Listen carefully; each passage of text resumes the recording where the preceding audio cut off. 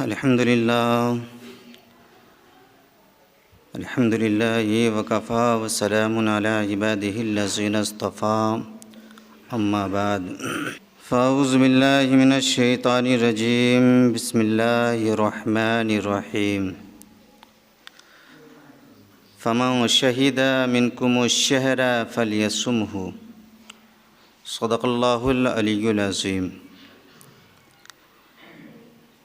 عرض و معروض سے پیشتر آئیے ہم سب مل کر اپنے نبی کی بارگاہ میں درود پاک پڑھیں۔ اللہم صلی علی سیدنا شفیعنا حبیبنا مولانا محمد بارک وسلم صلو علیہ صلاۃ و سلام علیک یا رسول اللہ صلی اللہ تعالی علیہ وسلم۔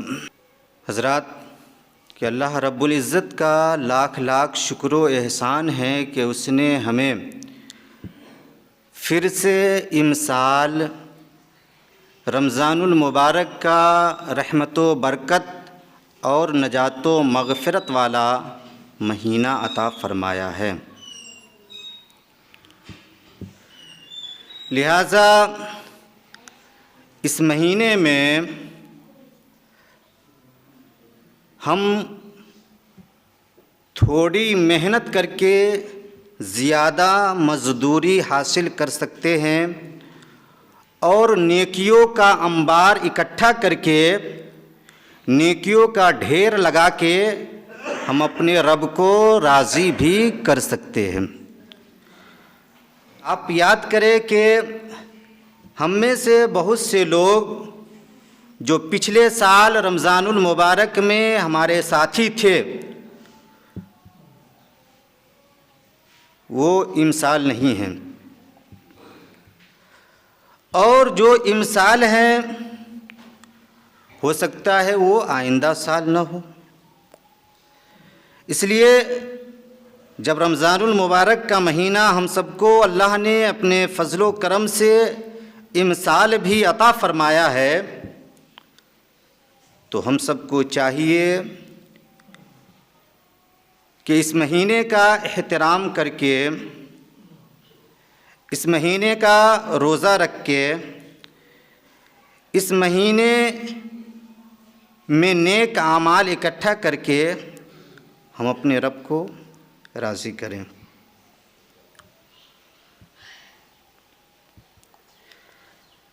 احادیث مقدسہ کی کتابوں میں آتا ہے کہ رسول اکرم صلی اللہ تعالی علیہ وسلم نے ارشاد فرمایا کہ جب رمضان کا مہینہ شروع ہوتا ہے، جب رمضان کا مہینہ شروع ہوتا ہے تو آسمان کے دروازے کھول دیے جاتے ہیں،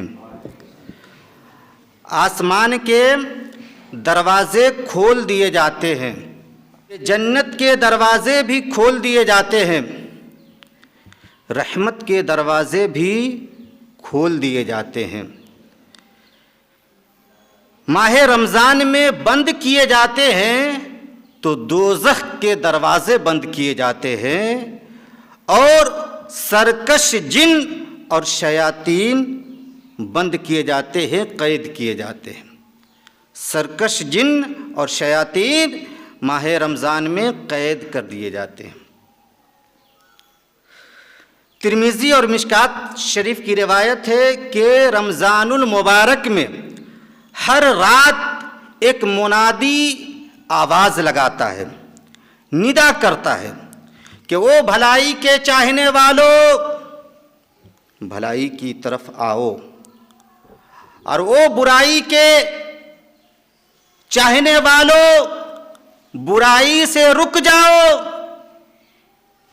اس لیے کہ اس ماہ مکرم میں اللہ کی جانب سے لوگ آگ سے آزاد کیے جاتے ہیں، آگ سے آزاد کیے جاتے ہیں۔ ماہ رمضان میں جو جنت کے دروازے کھولے جاتے ہیں وہ تب تک بند نہیں کیے جاتے جب تک رمضان ختم نہ ہو جاتا، وہ تب تک بند نہیں کیے جاتے جب تک رمضان کا مہینہ ختم نہیں ہو جاتا، اور ماہ رمضان میں جو دوزخ کے دروازے بند کیے جاتے ہیں وہ تب تک کھولے نہیں جاتے جب تک ماہ رمضان ختم نہیں ہو جاتا۔ جو سرکش جن اور شیاطین ماہ رمضان میں قید کیے جاتے ہیں وہ تب تک آزاد نہیں کیے جاتے جب تک ماہ رمضان ختم نہیں ہو جاتا۔ اس لیے اس مہینے کو، رمضان المبارک کے مہینے کو ہم سب غنیمت جانیں کہ جو شیاطین ہمیں ہمیشہ ورغلاتے رہتے ہیں، جو شیطان ہمارے اندر وسوسہ ڈالتا رہتا ہے، جو شیاطین ہم سب کو نیکی کی طرف سے بھٹکاتے رہتے ہیں، وہ سب سرکش جن اور شیاطین اس ماہ مکرم میں قید کر دیے جاتے ہیں۔ لہذا شیطان جب کھلا ہی نہیں ہے تو ہمیں کوئی بہکا نہیں سکتا، بھٹکا نہیں سکتا، ورغلا نہیں سکتا، تو ہم جتنا چاہے اس ماہ مکرم میں نیکیوں کا انبار کھڑا کر دے، نیکیوں کی ڈھیری لگا دے اور گناہوں سے توبہ کر کے اپنے رب کو راضی کر لیں۔ یہ موقع ہمیں سال میں صرف ایک مہینے کے لیے ملتا ہے، نہ جانے آئندہ سال آپ زندہ رہے یا نہ رہے۔ اس لیے جو رمضان کا مہینہ مل رہا ہے، امسال ہی توبہ استغفار کر کے نیکیوں کی ڈھیری لگا کے اپنے رب کو راضی کرنے کی کوشش کیجیے۔ قرآن مقدسہ کہتا ہے فَمَن شَهِدَ مِنْكُمُ الشَّهْرَ فَلْيَصُمْهُ، کہ تم میں سے جو کوئی رمضان المبارک کا مہینہ پائے، تم میں سے جو کوئی رمضان المبارک کا مہینہ پائے، اسے چاہیے کہ وہ اس مہینے کے روزے رکھے، اسے چاہیے کہ وہ اس مہینے کے روزے رکھے۔ اب روزہ رکھیں گے تو کسے فائدہ ہوگا؟ تو سنو مسلمانوں، جب روزہ رکھو گے تو آپ کو ہی فائدہ ہوگا۔ فائدہ یہ ہوگا کہ آپ کو تقوی حاصل ہو جائے گا، اس کے ذریعے پرہیزگاری حاصل ہو جائے گی، اس کے ذریعے روزے کے ذریعے آپ کو تقوی وہ پرہیزگاری حاصل ہو جائے گی۔ اس لیے اس ماہ مکرم کے روزے بھی رکھیے۔ آپ نے وہ روایت سنی پچھلے جمعہ کو کہ حضرت ابو سعید خدری رضی اللہ تعالیٰ عنہ کہتے ہیں کہ پیغمبر اسلام نے ارشاد فرمایا کہ جو اللہ کے لیے ایک روزہ رکھے گا، اللہ کی خوشنودی کے لیے ایک روزہ رکھے گا، اللہ تعالیٰ اس کو جہنم کی آگ سے 70 سال کی راہ سے دور رکھے گا، 70 سال کی راہ سے دور رکھے گا۔ تو آپ اندازہ لگائے کہ جب ایک روزہ رکھنے کا اتنا بڑا فائدہ مل رہا ہے تو جو رمضان کے سارے روزے رکھیں گے اسے کتنا بڑا فائدہ ملے گا، اسے کتنا بڑا فائدہ ملے گا۔ مسلم شریف کی روایت ہے، حضرت ابو ہریرہ رضی اللہ تعالیٰ عنہ کہتے ہیں کہ جو اللہ کی خوشنودی حاصل کرنے کے لیے، اللہ کی رضا حاصل کرنے کے لیے رمضان میں قیام کرے گا، رمضان میں قیام کرے گا، یعنی رمضان میں تراویح پڑھے گا، تو اللہ تعالیٰ اس کے پچھلے گناہوں کو معاف فرما دے گا۔ سبحان اللہ، اس نے جو گناہ کیا ہے پہلے اللہ تعالیٰ اسے معاف فرما دے گا۔ اور ایک روایت کہتی ہے، آپ اندازہ لگائیں کہ رمضان کے روزے کے کتنے بڑے فائدے ہیں۔ مشکات شریف کی روایت ہے،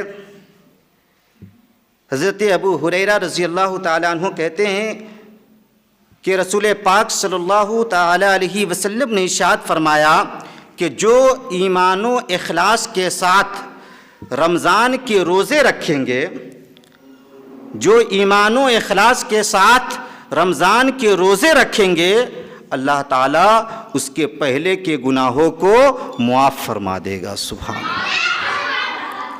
اس لیے رمضان کے روزے بھی رکھیے اور ماہ رمضان میں تراویح بھی پڑھیے، کیونکہ تراویح پڑھیں گے تو اللہ تعالیٰ اس کے ذریعے بھی آپ کے پہلے کے گناہوں کو معاف فرما دے گا۔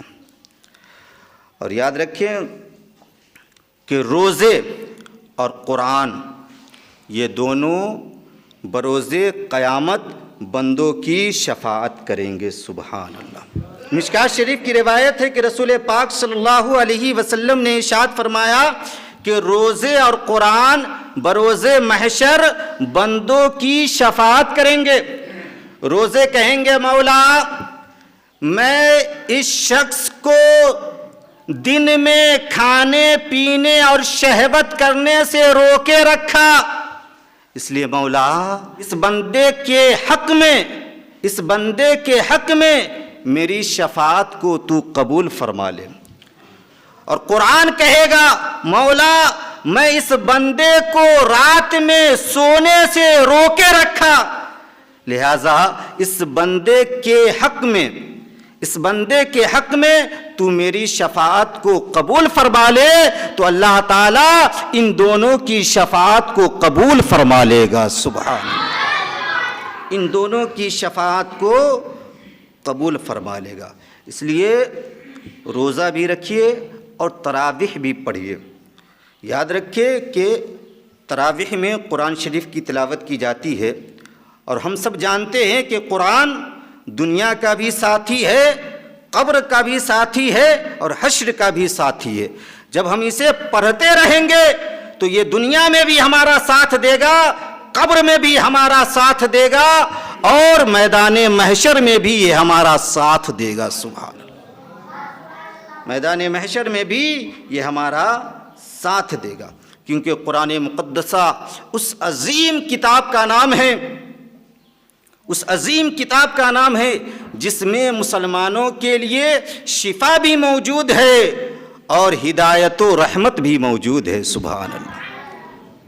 ہدایت و رحمت بھی موجود ہے، اس لیے قرآن کریم کی تلاوت کثرت کے ساتھ کیا کریں۔ بزرگان اعظام کی تواریخ کو آپ پڑھیں تو معلوم ہوگا کہ آپ ماہ رمضان میں کثرت کے ساتھ قرآن کریم کی تلاوت کیا کرتے تھے۔ قرآن مقدسہ کی اہمیت و افضلیت کو یوں سمجھے کہ دنیاوی کتاب اگر کوئی بندہ دن بھر میں تھوڑا تھوڑا کر کے 5 سے 10 مرتبہ پڑھتا ہے تو وہ تھک جاتا ہے، وہ بے چین ہو جاتا ہے، یہاں تک کہ وہ یہ کہنے پر مجبور ہو جاتا ہے کہ میں ایک ہی کتاب کو بار بار پڑھ کر بوجھ محسوس کرنے لگا ہوں، ایک ہی کتاب کو بار بار پڑھ کر میں بوجھ محسوس کرنے لگا ہوں۔ لیکن قرآن مقدسہ کو دیکھیں کہ آپ دن بھر میں اسے 10 مرتبہ نہیں 100 مرتبہ پڑھے، پھر بھی آپ تھکیں گے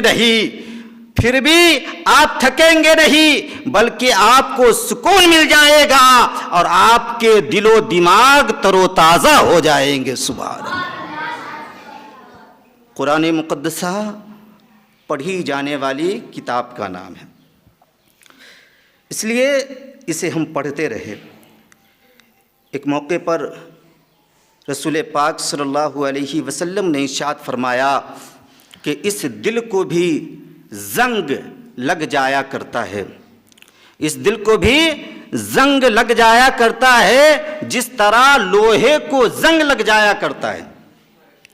تو عرض کیا گیا یا رسول اللہ اس دل کا زنگ دور کیسے ہوگا، اس دل کا زنگ صاف کیسے ہوگا؟